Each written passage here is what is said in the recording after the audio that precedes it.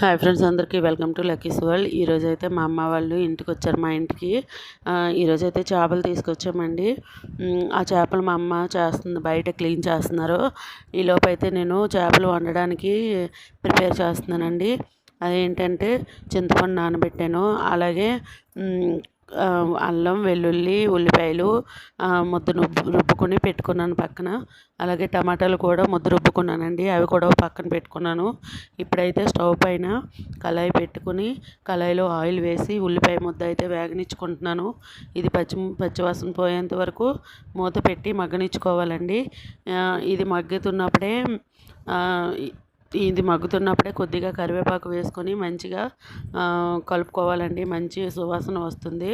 తర్వాత ఏంటంటే మా అమ్మ ఈలోపు చేపలు కడిగేసి పసుపు ఉప్పుతో కడిగి తీసుకొచ్చిందనమాట. ఈలోపు అయితే ఇది అవుతుంది కదండి.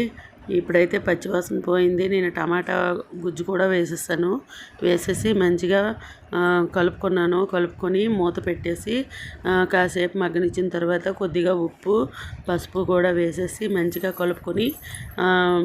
కలిపిన తర్వాత కొద్దిగా కారం వేసేసి ఇంకా ఒకసారి కలుపుకున్నానండి. కలిపిన తర్వాత మూత పెట్టేసుకున్నాను. మూత పెట్టి కారం కూడా పచ్చివాసన పోయేంత వరకు మంచిగా వేగనిచ్చుకున్నానండి. ఇప్పుడు చూసారు కదా, ఆయిల్ అయితే మంచిగా తేలుతుంది. ఇప్పుడైతే నేను ఇందులో ముందుగా తీసి పెట్టుకున్న చింతపండు గుజ్జు అయితే వేసేస్తున్నాను. చింతపండు రసం అనేది అది కొద్దిగా చిక్కగా అయిందని చెప్పి కొద్దిగా వాటర్ అయితే వేసాను. ఇప్పుడు చూసారు కదా, ఇది కొద్దిగా మరగనిచ్చి చేపలు అయితే వేసేయాలండి. చేపలు వేసే క్లిప్ అనేది మిస్ అయిపోయిందండి. అంటే ఛార్జింగ్ అయిపోవడం వల్ల అది తీయలేకపోయాను. చేపలు వండిన తర్వాత అయితే కూర ఎలా ఉందండి. Thanks for watching.